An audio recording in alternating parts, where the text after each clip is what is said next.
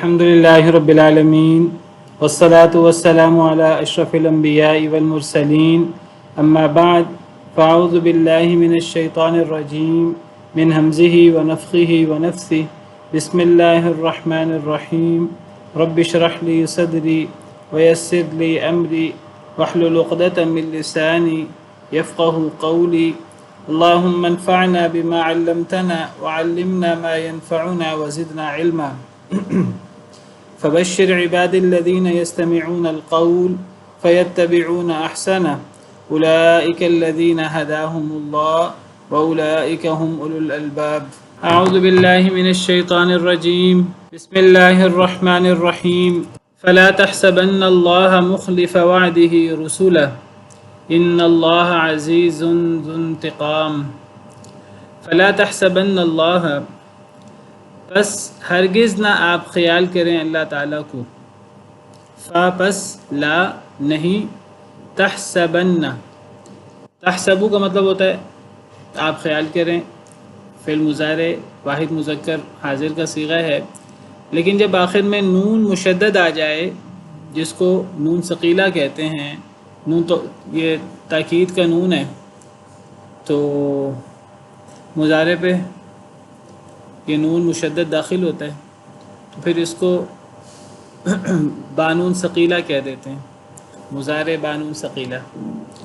اب مضارع سے امر بنتا ہے، امر پہ بھی یہ نون آ جاتا ہے، مضارع سے نہیں بنتا ہے تو نہیں میں بھی یہ نون ثقیلہ یا نون تاکید کا آ جاتا ہے، تو اس سے معنی میں زور پیدا ہو جاتا ہے۔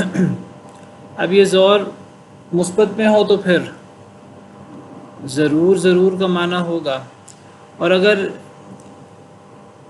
نفی یا نہیں ہے تو پھر اس میں زور پیدا ہو جائے گا تو ہرگز نہیں کا معنی آئے گا۔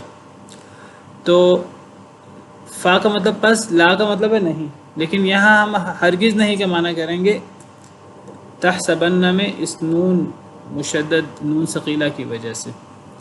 پس ہرگز نہ، تحسبن ساتواں صیغہ ہے فعل مضارع کا واحد مذکر حاضر، پس ہرگز نہ آپ خیال کریں، نبی کریم صلی اللہ علیہ وسلم کو خطاب ہے، خطاب نبی کریم صلی اللہ علیہ وسلم کو ہے اور آپ کے ذریعے پوری امت کو بتایا جا رہا ہے، پوری امت کو تعلیم دی جا رہی ہے۔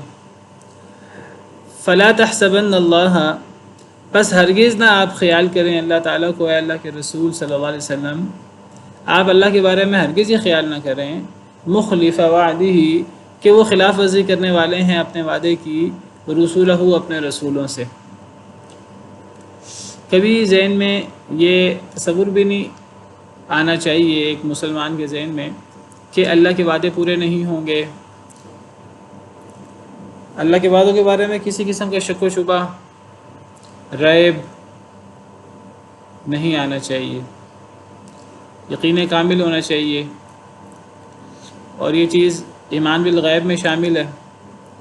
تو ہمارا ایمان بالغیب ہونا چاہیے۔ اللہ تعالیٰ نبی صلی اللہ علیہ وسلم کو خطاب کر کے آپ کو فرما رہے ہیں، اور آپ کے واسطے سے پوری امت کو یہ بات سکھائی جا رہی ہے کہ پوری امت کا اللہ کے وعدوں پر، اللہ نے قرآن کریم میں جو وعدے کیے ہیں، اسی طرح اللہ کی طرف سے نبی کریم صلی اللہ علیہ وسلم نے جو وعدے کیے، جو پیش گوئیاں فرمائیں صحیح احادیث مبارکہ میں، تو یہ پیش گوئیاں قرآن میں ہوں، سنت میں ہوں، یہ اللہ کے وعدے یہ پورے ہونے والے ہیں، ہر صورت میں لا محالہ یہ پورے ہو کر رہیں گے۔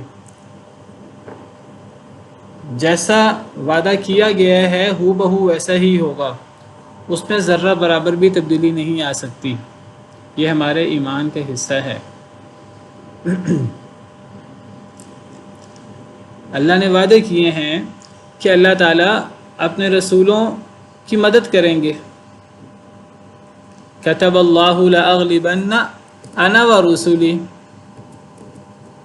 سورہ مجادلہ میں اللہ فرماتے ہیں کتب اللہ لأغلبن انا ورسولی، سورہ مجادلہ آیت نمبر 21، اللہ نے یہ بات لکھ دی ہے، طے کر دی ہے۔ پتھر پر لکیر ہے یہ بات. لاغلبن، البتہ ضرور میں غالب آؤں گا. انا و رسولی، میں اور میرے رسول.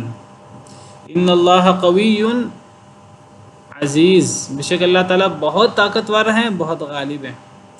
اللہ نے یہ بات طے کر دی ہے. جب اللہ نے یہ بات طے کر دی ہے، اب اللہ کا یہ فیصلہ ہے، اب اللہ اس فیصلے پر پوری طرح عمل کر سکتے ہیں. کوئی اللہ کو روک ٹوک کرنے والا نہیں ہے. پوری دنیا اللہ کے مخالف ہو جائے تو اللہ کو اس سے کوئی فرق نہیں پڑتا. تو اللہ کی طرف سے یہ بات طے شدہ ہے. اللہ نے کتنے زور دے کر، کتب اللہ کہہ کر اللہ نے بات لکھ دی ہے. لاغلبن، یہ وہی لام تاکید بان ثقیلہ ہے، اس میں تاکید در تاکید ہے.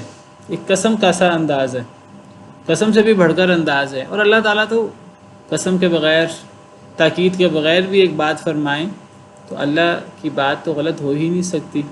اللہ سے بڑھ کر بات میں سچا کون ہو سکتا ہے؟ ومن اصدق من اللہ حدیثا، اللہ سے سچی بات کس کی ہو سکتی ہے؟ اور پھر جب اللہ تعالیٰ زور دے کر ایک بات کہیں تو اس بات کے بارے میں شک و شبہ کرنا، یہ ہمارے گویا کہ یہ ہمارے ایمان میں کمی ہے. یہ ایمان پھر کامل نہیں ہے، شکوک و شبہات موجود ہیں. اللہ تعالیٰ نے ایک جگہ پر نہیں، اللہ تعالیٰ نے قرآن کریم میں 20 مقام پر یہ وعدے کیے ہیں. نبی کریم صلی اللہ علیہ وسلم نے یہ وعدے کیے ہیں اللہ کی طرف سے. کئی دفعہ میں آپ کے سامنے یہ آیات رکھ چکا ہوں. جیسے اللہ تعالیٰ فرماتے ہیں وَلَقَدْ كَتَبْنَا فِي الزَّبُورِ مِن بَعْدِ الذِّكْرِ أَنَّ الْأَرْضَ يَرِثُهَا عِبَادِيَ الصَّالِحُونَ. سورہ انبیاء میں ہم نے زبور میں حضرت داؤد علیہ السلام کی کتاب، یا زبور سے مراد کوئی بھی صحیفہ ہے یا حضرت داؤد علیہ السلام کی کتاب ہے. ہم نے زبور میں یا تمام صحیفوں میں، ہر صحیفے میں ہم نے ذکر کے بعد یہ چیز بھی لکھ دی. ہر کتاب میں یہ بات موجود ہے ان الارض یرثها عبادی الصالحون، کہ زمین کے وارث میرے نیک بندے ہوں گے. اللہ کا وعدہ ہے. اللہ کے نیک بندے، عاجز بندے، عبادت گزار بندے، مسلمان بندے وہ غالب ہوں گے بشرطے کہ وہ اپنے دین پر صحیح طریقے سے عمل پیرا ہوں. اسی طرح اللہ تعالیٰ فرماتے ہیں اِنَّا لَنَنصُرُ رُسُلَنَا وَالَّذِينَ آمَنُوا فِي الْحَيَاةِ الدُّنْيَا، سورہ غافر جس کو سورہ مؤمن بھی کہتے ہیں، آیت نمبر 51. اللہ فرماتے ہیں بے شک ہم لَنَنصُرُ، البتہ ہم مدد کرتے ہیں، رسولنا اپنے رسولوں کی بھی، والذین آمنوا اور ایمان والوں کی بھی، فی الحیات الدنیا دنیا کی زندگی میں بھی، ویوم یقوم الاشہاد اور اس دن بھی جس دن گواہیاں قائم ہوں گی. کس دن گواہیاں قائم ہوں گی؟ قیامت کے دن. قیامت کے دن انبیاء گواہی دیں گے اور بہت سے گواہی دینے والے گواہی دیں گے. اس دن گواہیاں قائم ہوں گی قیامت کے دن.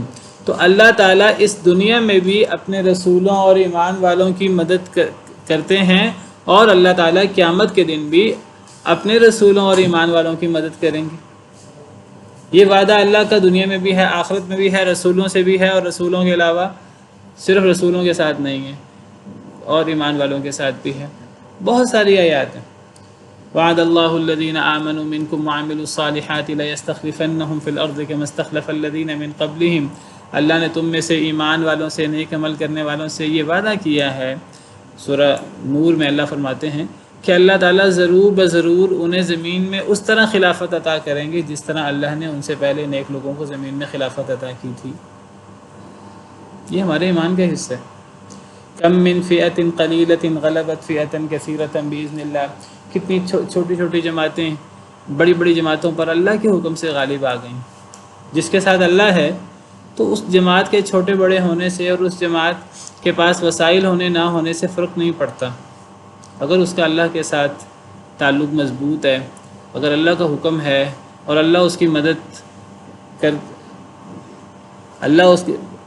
مدد کریں تو اللہ اکیلے ہی شکست دے دیتے ہیں. اللہ کو کون شکست دے سکتا ہے؟ کون اللہ کو ہرا سکتا ہے؟ کون اللہ کو عاجز کر سکتا ہے؟ کوئی اللہ کو عاجز نہیں کر سکتا. تو اسی حقیقت کا یہاں اظہار کیا گیا.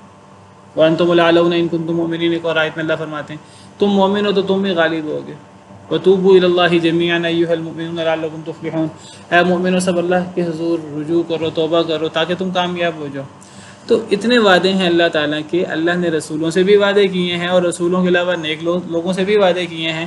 دیکھیے جو امتی ہیں ان میں تو شک ہو سکتا ہے، کمی بیشی ہو سکتی ہے، وہ دین پر صحیح طریقے سے عمل کر رہے ہیں نہیں کر رہے۔ رسولوں کے بارے میں تو یہ شک و شبہ نہیں ہے، رسول تو اللہ کے برگزیدہ، اللہ کے چنے ہوئے ہوتے ہیں، نیک لوگ ہوتے ہیں، اللہ نے انہیں محفوظ رکھا ہوتا ہے کمیوں کوتاہیوں سے، اللہ کی طرف سے ان کی حفاظت ہوتی ہے۔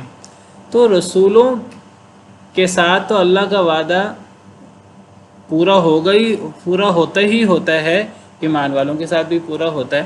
تو اللہ تعالیٰ فرما رہے ہیں کہ نبی صلی اللہ علیہ وسلم کو مخاطب کر کے اور آپ کے واسطے سے اللہ تعالیٰ تمام لوگوں سے مخاطب ہیں، بس ہرگز نہ آپ خیال کریں اے اللہ کے رسول اللہ کو کہ اللہ خلاف ورزی کریں گے اپنے وعدے کی اپنے رسولوں سے۔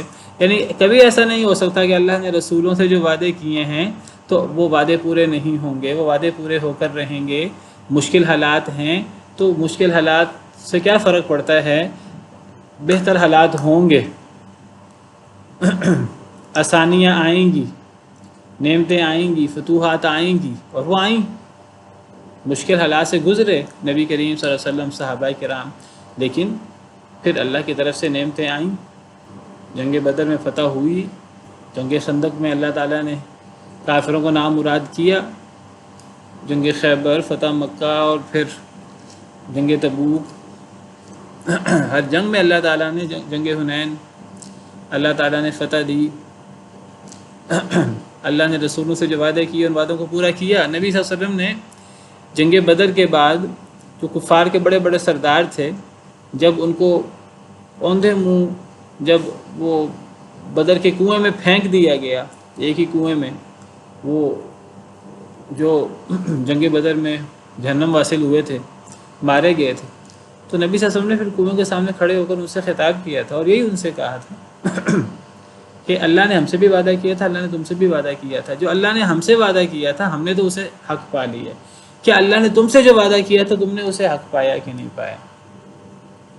تو اللہ نے نبی صلی اللہ علیہ وسلم سے، ایمان والوں سے کیا وعدہ کیا تھا کہ اللہ غلبہ عطا کریں گے، اور اللہ نے غلبہ عطا کیا۔ اور اللہ نے کفار سے اور اپنے نافرمانوں سے کیا وعدہ کیا تھا کہ اللہ انہیں ذلیل و خوار کریں گے۔ فما جزاء من يفعل ذلك منكم الا خزي في الحياة الدنيا ويوم القيامة يردون الى اشد العذاب۔ جو بھی اللہ کی نافرمانی کرتا ہے، اللہ کے احکامات کو تسلیم نہیں کرتا، کچھ باتیں مانتا ہے کچھ باتیں نہیں مانتا، اس کی سزا اس کے علاوہ کیا ہو سکتی ہے کہ دنیا کی رسوائی اور آخرت میں سخت ترین عذاب۔ تو نبی صلی اللہ علیہ وسلم نے یہی بات فرمائی ان سے، انا قد وجدنا ما وعدنا ربنا حقا فهل وجدتم ما وعد ربكم حقا۔ تو یہ ہمارے ایمان کا حصہ ہے، یہ ایمان بالغیب ہے۔ جس شخص کا ایمان اللہ کے ساتھ تعلق جتنا مضبوط ہوگا، اس کو اللہ کے وعدوں پر اتنا ہی یقین ہوگا، چاہے حالات ہوں کہ نہ ہوں۔ حالات پھیرنا وہ اللہ کے لیے کوئی مشکل نہیں ہے۔ آپ دیکھیے صلح حدیبیہ کتنی کریٹیکل حالات تھے کہ ایسی شرائط آئیں کہ بعض مسلمان خیال کر رہے تھے کہ یہ شرائط ہمارے لیے ذلت آمیز ہیں، ہمیں یہ شرائط قبول نہیں کرنی چاہیے، ہمیں برابری کی سطح پر کفار سے، قریش سے صلح کرنی چاہیے۔ لیکن نبی صلی اللہ علیہ وسلم اللہ کے حکم سے شرائط قبول کرتے جا رہے تھے۔ سیدنا عمر اور دیگر بعض صحابہ کرام کے ذہن میں خیال آ رہا تھا کہ یہ برابری کی شرائط نہیں ہے، ہمیں برابری کی شرائط پر کرنا چاہیے۔ لیکن آپ دیکھیے بڑے کریٹیکل حالات تھے، کفار نبی صلی اللہ علیہ وسلم کو اور صحابہ کرام کو عمرہ ہی نہیں کرنے دے رہے، حالانکہ صحابہ کرام لڑنے نہیں آئے تھے، مشکل حالات تھے۔ لیکن آپ دیکھیے 2 سال کے بعد ہی اللہ نے کیسے حالات پلٹائے، اور 10,000 کا ٹھاٹھے مارتا لشکر جو ہے وہ مکہ میں فتح یاب داخل ہو رہا ہے، قریش نے وعدہ توڑا اور مسلمان فتح یاب داخل ہوئے۔ تو اللہ کے وعدے سچے ہیں اور اللہ کے وعدے پورے ہو کر رہتے ہیں۔ الا ان نصر اللہ قریب، خبردار بے شک اللہ کی مدد قریب ہے، اللہ کی مدد آ کر رہتی ہے۔ جو اللہ کے ساتھ حسن ظن رکھے گا تو جلدی اس کو مل جائے گی، جو اللہ کے ساتھ حسن ظن نہیں رکھے گا، بد ظن نہیں رکھے گا، اللہ اس کے ساتھ ویسا ہی معاملہ کریں گے۔ تو یہ ہمارے ایمان کا مسئلہ ہے، میں ہمیشہ یہ بات ذکر کرتا ہوں۔ ہاں، ایمان کا مسئلہ ہونے کا مطلب یہ نہیں ہم گھر بیٹھے رہیں، ہم تیاری بھی نہ کریں۔ ہمارا کام تدبیر کرنا ہے۔ سورہ یوسف میں اس بارے میں تفصیل سے بات ہو گئی ہے۔ اللہ پر توکل کرنے کا مطلب کیا ہے، اور اللہ کے وعدوں پر ایمان لانے کا مطلب یہ نہیں کہ ہم گھر بیٹھے رہیں ہاتھ پہ ہاتھ دھر کے۔ ہمیں اس کے لیے پوری محنت کرنی ہے، پوری تگ و دو کرنی ہے، جو ہم کر سکتے ہیں۔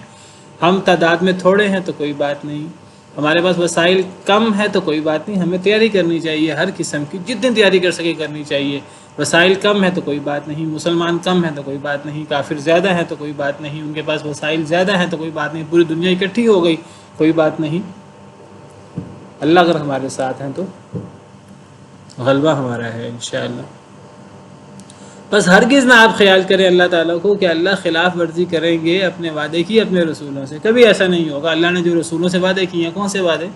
تمام وعدے شامل ہیں، زیادہ تر عام طور پر مراد دنیا میں فتوحات کے وعدے، آخرت کا وعدہ وہ تو ہے ہی۔ بعض لوگ سمجھتے ہیں، بعض مسلمان بھی یہ سمجھتے ہیں کہ جی وہ آخرت میں ہی ہے، دنیا میں تو پتہ نہیں اللہ کے ہمیں غلبہ ملے گا کہ نہیں ملے گا۔ یہ وعدے دنیا کے لیے بھی ہیں۔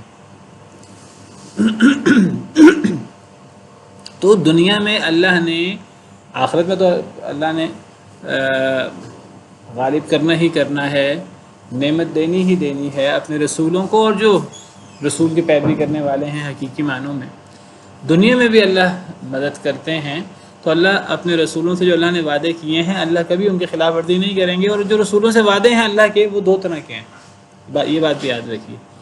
ایک وعدہ ہے کہ اللہ نبیوں کی اور ایمان والوں کی جو صحیح طور پر ایمان والے ہیں، اخلاص کے ساتھ اور نبی صلی اللہ علیہ وسلم کی اتباع کے ساتھ، جو نبی کی پیروی کرتے ہیں، اللہ نے ان کو دنیا اور آخرت میں اللہ نے انہیں غلبہ دینا ہے۔ ایک تو یہ وعدہ ہے نبیوں سے اور ایمان والوں سے۔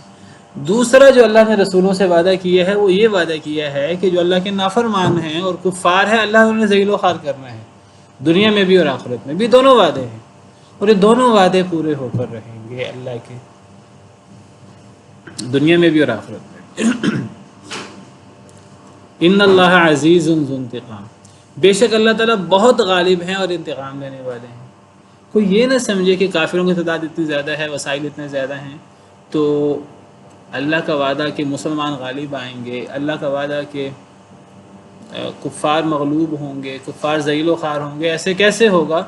اللہ فرماتے ہیں کہ اگر اللہ مومنوں کے ساتھ ہے اور مومن صحیح طریقے سے اپنے دین پر عمل پیرا ہیں، تو اللہ تو غالب ہے، اور اللہ انتقام لینے والا ہے اپنے دشمنوں سے، نبی کے دشمنوں سے اور اسلام کے دشمنوں سے، اور کوئی اللہ کو اس بارے میں عاجز نہیں کر سکتا۔ اللہ غالب ہے اور اللہ انتقام لینے والے ہیں۔ جب اللہ انتقام لینے پہ آ جائیں تو پھر کون مقابلہ کر سکتا ہے؟ پھر کوئی مقابلہ نہیں کر سکتا۔ وما انتم بمعجزین فی الارض ولا فی السماء، نہ تم زمین میں عاجز کر سکتے ہو اللہ کو، نہ آسمانوں میں۔ جی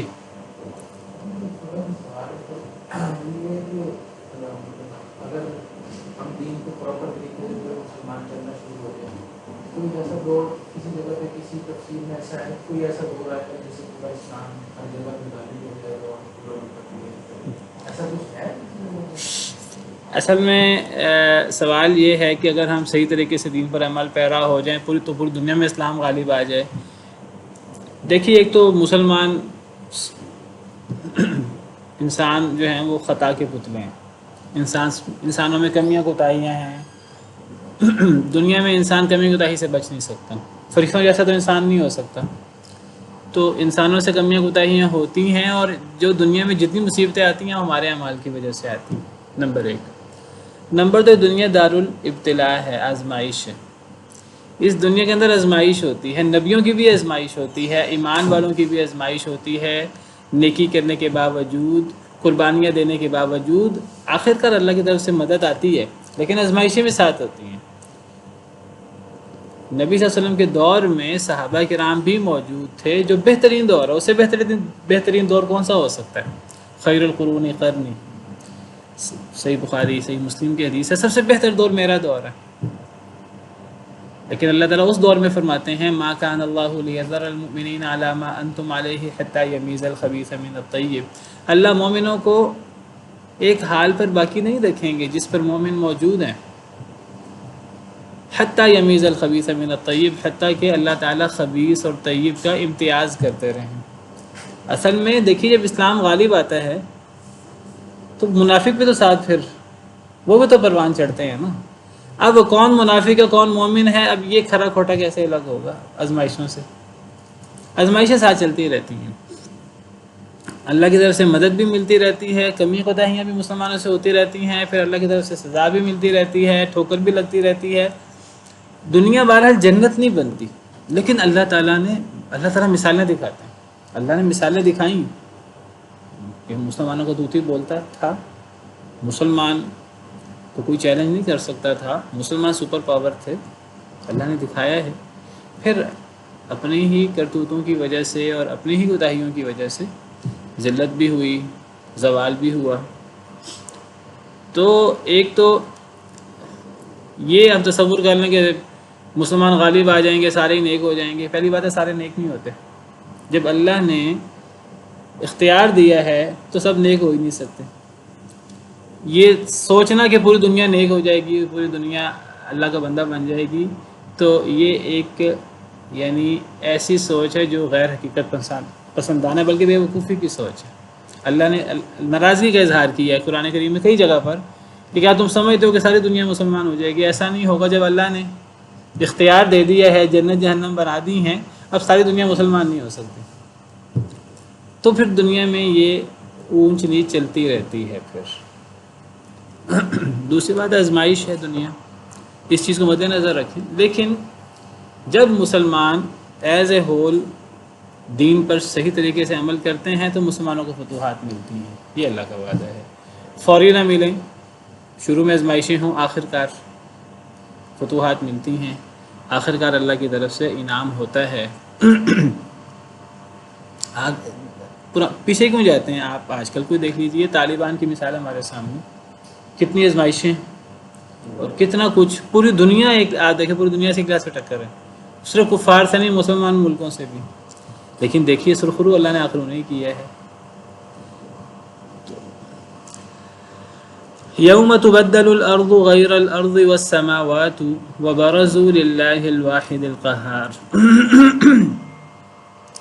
جس دن تبدیل کر دی جائے گی زمین کے علاوہ، والسماوات اور آسمان بھی، جس دن تبدیل کر دی جائے گی زمین کے علاوہ۔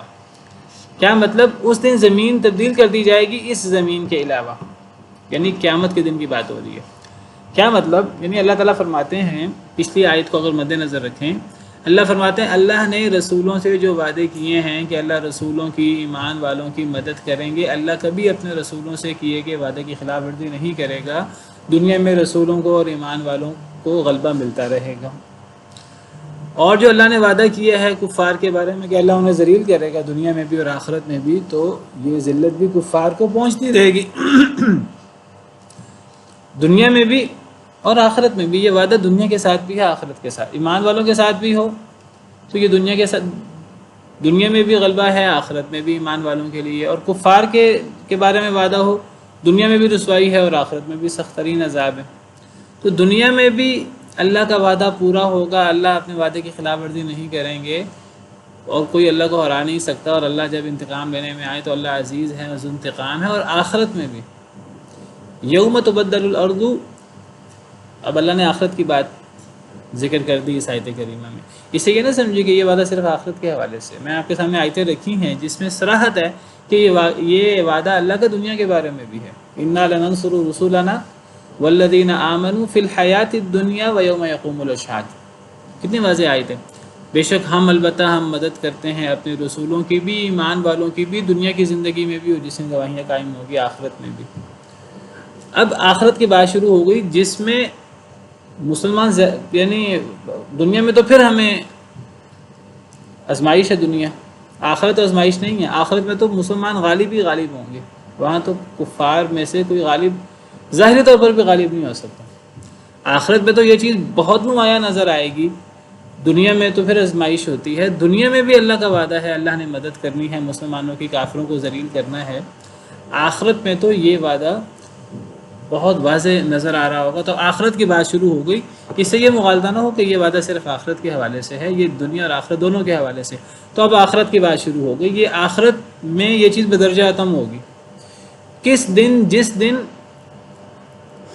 زمین سے بدل جائے گی، یعنی یہ زمین کسی اور زمین سے بدل جائے گی، یہ مراد ہے. یوم تبدل الارض، جس دن تبدیل کر دی جائے گی زمین، غیر الارض، اس زمین کے علاوہ کسی اور زمین سے بدل جائے گی. والسماوات، اور آسمان بھی یہاں محذوف ہے، یعنی والسماوات غیر السماوات، یعنی یہ زمین کسی اور زمین سے بدل جائے گی اور یہ آسمان کسی اور آسمان سے بدل جائیں گے. تو اس دن یہ وعدہ اللہ کا سب کو نظر بھی آ رہا ہوگا. دنیا میں تو اللہ کی طرف سے وعدہ پورا بھی ہو تب بھی کچھ عرصہ مسلمان غالب رہیں، پھر کوتاہیوں کی وجہ سے، کمیوں کی وجہ سے مسلمانوں کو شکست ہونا شروع ہو جائے، کئی جگہوں پر کافر غالب آنا شروع ہو جائیں. دنیا میں پھر اس قسم کی باتیں شروع ہو جاتی ہیں. آخرت میں تو یہ چیزیں نہیں ہوں گی. آخرت میں تو مسلمانوں کا غلبہ ہوگا ہی ہوگا. یہ چیز بہت نمایاں ہوگی. تو جس دن یہ زمین سے بدل جائے گی اور آسمان سے بدل جائیں گے، قیامت کے دن زمین بدل جائے گی اور آسمان بھی بدل جائیں گے.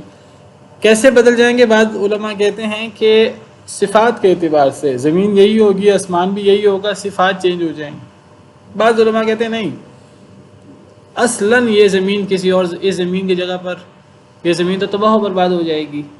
اب دوبارہ اسی زمین کو اللہ میدان معاشر نہیں بنائیں گے، کوئی اور زمین، کوئی نئی زمین ہوگی. ذاتی طور پہ زمین بدل جائے گی، آسمان ذاتی طور پہ بدل جائیں گے. بعض کہتے ہیں صفات بدلیں گی، یہی زمین دوبارہ سیٹ کر دی جائے گی، یہی زمین نئی کر دی جائے گی، یہی زمین کی صفات چینج کر دی جائیں گی. یہی آسمان، جو 7 آسمان ہیں، یہ آسمان قیامت کے دن تو پھٹ جائیں گے، ان کے دروازے بن جائیں گے. یہی آسمان دوبارہ، جس طرح اللہ انسانوں کو دوبارہ زندگی دے دیں گے، اللہ اسی زمین آسمان کو دوبارہ اللہ تعالیٰ جو ہے وہ قائم کر دیں گے. ہاں، اس کی صفات دنیا کے زمین و آسمان سے بدل جائے گی. بعض کہتے ہیں صفات چینج ہوں گی، بعض کہتے ہیں نہیں، یہ زمین کی جگہ پر ایک نئی زمین آ جائے گی، اس آسمان 7 آسمانوں کی جگہ پر نئے آسمان آ جائیں گے. بعض احادیث سے اس کی تائید بھی ہوتی ہے، جس طرح حدیث صحیح مسلم وغیرہ کی احادیث میں آتا ہے کہ قیامت کے دن، حدیث مبارکہ میں ہے کہ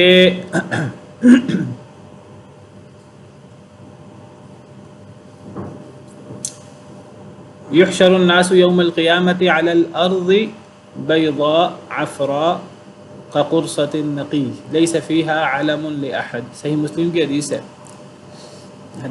اس حدیث مبارکہ کا مفہوم یہ ہے کہ قیامت کے دن جب لوگ اکٹھے کیے جائیں گے تو وہ ایک ایسی زمین پر اکٹھے کیے جائیں گے جو سفید اور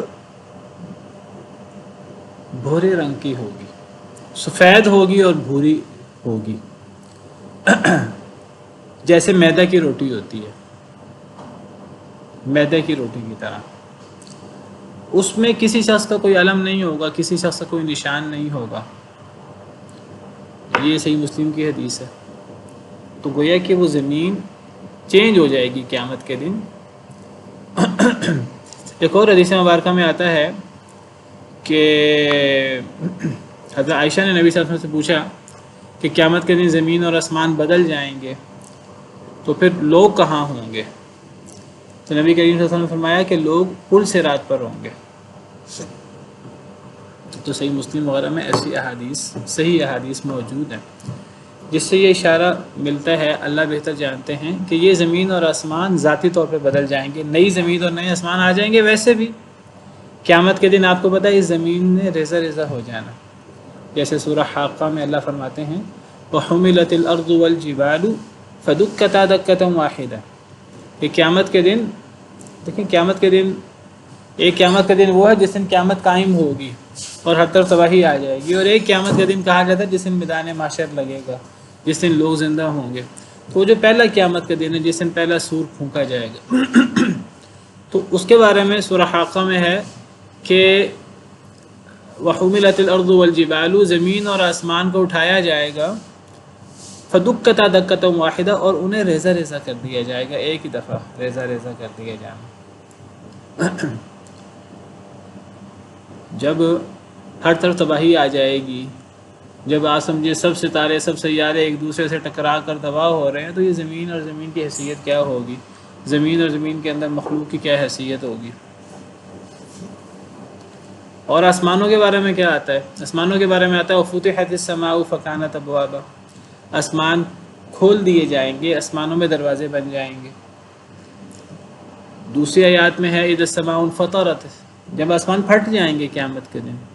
اذا السماء انشقت، جب آسمان شق ہو جائیں گے تو زمین و آسمان تباہ و برباد ہو جائیں گے، تو پھر نئی زمین اور نئے آسمان ہوں گے، واللہ تعالی عالم۔ تو اس دن بھی یہ ہوگا، اس قیامت کے دن، وہ جب میدان محشر لگے گا، جس میں زمین اور آسمان اس زمین اور آسمان کے علاوہ ہوں گے، اس دن تو یہ زیادہ نمایاں ہوگا، مومنوں کا غلبہ اور کافروں کی ذلت اور کافروں کا خسارہ، کافروں کی شکست، وہ زیادہ نمایاں ہوگی۔ دنیا میں بھی یہ ہے اور آخرت میں تو ہے ہی ہے۔ وَبَرَزُوا لِلَّهِ الْوَاحِدِ الْقَهَّارِ، اور وہ ظاہر ہو جائیں گے اللہ کے لیے، جو اس اللہ کے لیے جو اکیلا ہے اور جو قہر کرنے والا ہے، جو غالب ہے، جو سزا دینے والا ہے اپنے دشمنوں کو۔ اس اللہ کے سامنے سب ظاہر ہو جائیں گے، وہاں کوئی چھپنے کی جگہ نہیں ہوگی۔ قیامت کے دن جو زمین ہوگی، اس زمین میں نہ کسی کا کوئی علم ہوگا، نہ کوئی نشان ہوگا، نہ کوئی غار، نہ کوئی اونچ نیچ، نہ کوئی چھپنے کی جگہ، نہ کوئی اوٹ، کوئی اس طرح کی چیز نہیں ہوگی۔ ہر شخص نمایاں ہوگا، ہر شخص ظاہر ہوگا، سامنے ہوگا، چھپ نہیں سکے گا اللہ تعالیٰ سے۔ وَبَرَزُوا، ہم نے پیچھے بھی پڑھا وَبَرَزُوا لِلَّهِ جَمِيعًا، اسی سورہ ابراہیم میں ایک دو رکوع پیچھے ہم نے پڑھا وَبَرَزُوا لِلَّهِ جَمِيعًا، سب اللہ کے سامنے ظاہر ہو جائیں گے۔ تو وہاں کوئی یہ نہ سمجھو کہ جی اتنی زیادہ تعداد میں ہوں گے، ایک دوسرے کے پیچھے چھپ جائیں گے، کچھ چیزوں کے پیچھے چھپ جائیں گے۔ تو یہ دنیا والا نا انداز ہے۔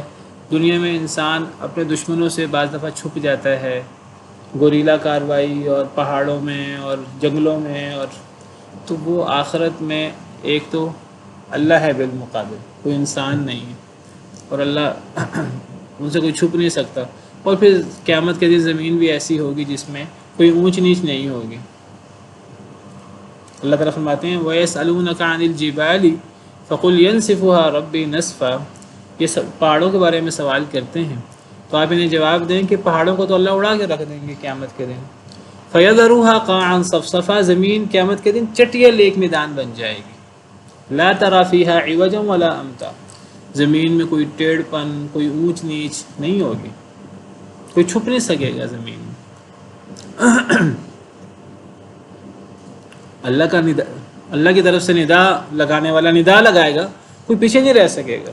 یومئذ یتبعون الداعی لا عوج لہ، اس دن ان کو وہ جو اللہ کی طرف سے ایک پکار آئے گی کہ سب آ جاؤ، کہ جو بھی پکار آئے گی، تو لوگ قبروں سے نکل کر دوڑ پڑیں گے اس پکار کی طرف، کوئی پیچھے نہیں رہ سکے گا، جیسے کوئی چیز پیچھے لگی ہوئی ہے۔ وخشعت الاصوات للرحمن، آوازیں جھک جائیں گی رحمان کے سامنے۔ فلا تسمعوا الا ہمسا، لوگ آپ نہیں سنیں گے مگر سرگوشی، لوگ خوف کے مارے بات ہی نہیں کریں گے۔ تو وہ دنیا والے حالات نہیں ہیں، دنیا میں دشمن ہوتے ہیں، دنیا والے حالات نہیں ہیں، کوئی کسی سے چھپ جائے، کوئی کسی سے بچ جائے، وہاں اللہ رب العالمین ہے۔ تو اللہ رب العالمین کے سامنے سب ظاہر ہوں گے، کوئی اللہ سے چھپ نہیں سکے گا، اللہ نے سب کو شمار کر رکھا ہے، اللہ نے سب کو گن رکھا ہے، سب اللہ کے سامنے ایسے آئیں گے جیسے پیدا ہوتے ہیں دنیا میں، ننگے قدم، ننگے بدن، غیر ختنہ کے، اور تو سب ظاہر ہو جائیں گے اس اللہ کے لیے جو اکیلا بھی ہے، اکیلا ہی طاقتور ہے، اس اللہ کا مقابلہ کوئی نہیں کر سکتا، جو قہار بھی ہے۔ قہار میں، قہر میں طاقتور کا معنی بھی ہے، جو قہر کر سکے اپنے دشمنوں پر، اور قہار میں سزا دینے کا معنی بھی ہے، قہار میں ہر لحاظ سے غالب ہونے کا معنی بھی ہے۔ وَتَرَى الْمُجْرِمِينَ يَوْمَئِذٍ مُقَرَّنِينَ فِي الْأَصْفَادِ، اور آپ دیکھیں گے اے اللہ کے رسول صلی اللہ علیہ وسلم، المجرمین، مجرموں کو، اب قیامت کے دن تو مجرموں کی بات ہے، قیامت کے دن کا مسئلہ تو مجرموں کے ساتھ ہے، اللہ کے نافرمانوں کے ساتھ ہے۔ جو اللہ کے ماننے والے ہیں وہ تو قیامت کے دن اچھے حالوں میں ہوں گے۔ پھر جو قیامت اور قیامت کی ساری ہولناکیاں بیان ہوتی ہیں یہ تو کافروں کے لیے بیان ہوتی ہیں۔ بعض موقع ایسے آئیں گے جس میں مسلمان بھی پریشان ہوں گے، لیکن اوور آل مسلمان ان کے لیے قیامت کا دن مشکل دن نہیں ہوگا۔ اللہ تعالیٰ فرماتے ہیں فَذَلِكَ يَوْمَئِذٍ يَوْمٌ عَسِيرٌ، سورہ مدثر میں، یہ دن بہت مشکل دن ہے قیامت کا، عَلَى الْكَافِرِينَ غَيْرُ يَسِيرٌ، کافروں پر تو بالکل بھی آسان نہیں۔ کیا پتہ لگتا ہے مومنوں پر کافروں والی کیفیت نہیں ہوگی۔ اسی طرح اللہ تعالیٰ مومنوں کے بارے میں فرماتے ہیں لا يحزنهم الفزع الاکبر، کہ مومنوں کو قیامت کے دن جو بڑی گھبراہٹ ہے وہ انہیں درپیش نہیں ہوگی۔ وتتلقاهم الملائکۃ هذا یومکم الذی کنتم توعدون، بات یہ ہو رہی تھی کہ قیامت کے دن بہت مشکل دن ہے، یوما عبوسا قمطریرا، بہت مشکل دن ہے، لیکن قیامت کی مشکلات کافروں کے لیے ہیں۔ قیامت کا دن 1000 سال کا لمبائی میں یا 50,000 سال کا ہے، اللہ معاف کرے۔ مومنوں کے لیے بعض احادیث مبارکہ سے پتہ لگتا ہے کہ وہ لمبا دن نہیں ہوگا، جیسے عصر سے مغرب تک کا وقت ہوتا ہے، جلدی گزر جائے گا مومنوں کے لیے۔ کافروں پر بہت مشکل دن ہوگا۔ بعض ایسے موقع بھی ہیں جو مومنوں کے لیے بھی مشکل ہوں گے، رسولوں کے لیے بھی بعض موقع ایسے ہیں جس میں رسول بھی نفسی نفسی کر رہے ہوں گے، لیکن بہرحال قیامت کے دن اللہ تعالیٰ مومنوں کو مقام دیں گے، مرتبہ دیں گے، نور کے منبر دیں گے، ہر ایک کو اس کے اعمال کے مطابق مقام ملے گا۔ تو کافروں کے لیے وہ دن بہت مشکل دن ہے، وہ آسان دن نہیں ہے۔ میں آپ کو آیت پیش کر رہا تھا سورہ انبیاء کی، لا يحزنهم الفزع الاکبر وتتلقاهم الملائکۃ هذا یومکم الذی کنتم توعدون، سورہ انبیاء میں اللہ فرماتے ہیں مومنوں کے بارے میں کہ لا يحزنهم الفزع الاکبر، جو بڑی گھبراہٹ ہے، شدید گھبراہٹ، وہ مومنوں کو اس دن لاحق نہیں ہوگی، انہیں غمگین نہیں کرے گی۔ وتتلقاهم الملائکہ، فرشتے انہیں بار بار ملیں گے، اور فرشتے انہیں مل کر کیا کہیں گے، ھذا یومکم الذی کنتم توعدون، تسلی دیں گے کہ یہ ہے وہ تمہارا دن جس کا تمہیں وعدہ دیا جاتا تھا، کہ قیامت کے دن تم پر کوئی خوف نہیں ہوگا، کوئی غم نہیں ہوگا، تمہیں نعمتیں ملیں گی، تم جنت میں جاؤ گے، تمہارے لیے یہ نعمت ہے، تمہارے لیے یہ نعمت ہے، تمہارے چہرے سفید ہوں گے، ان کے چہرے سیاہ ہوں گے، تم خوش باش ہوگے۔ وجوہ یومئذ ناظرہ الی ربہا ناظرہ، کچھ چہرے تر و تازہ ہوں گے، اپنے رب کو دیکھ رہے ہوں گے۔ وجوہ یومئذ باسرہ، کچھ چہرے اسے منہ بسورے ہوں گے۔ تو قیامت کی مشکلات وہ کفار کے لیے ہیں، والعیاذ باللہ۔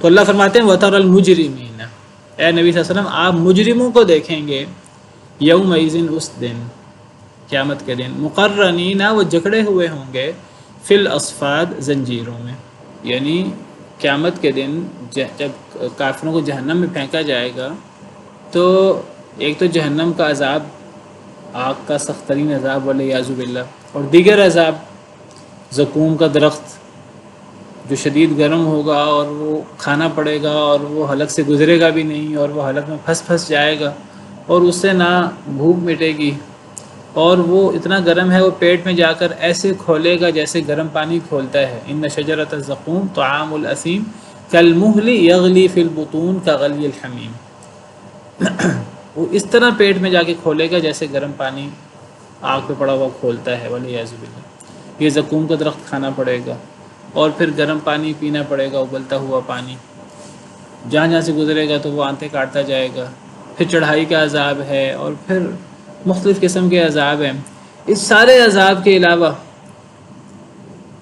مختلف انواع و قسم کے عذاب کے علاوہ، کافر لوگ جہنم میں بند ہوں گے، جگہ نہیں ہوگی، کوئی سپیس نہیں ہوگی، کوئی ہوا نہیں آ رہی ہوگی۔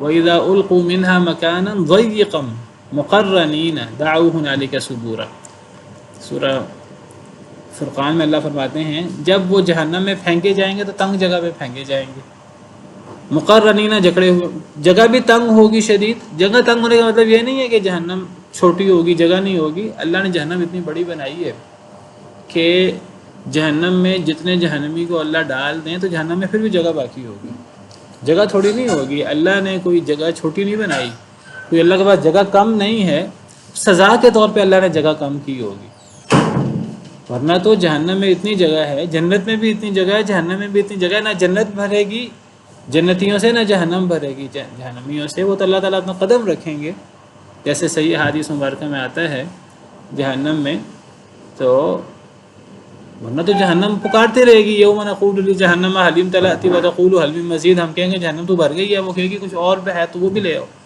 والعیاذ باللہ، تو اللہ اپنا قدم رکھیں گے، حدیث مبارکہ میں ہے، تو جہنم کہے گی قط قط، بس بس۔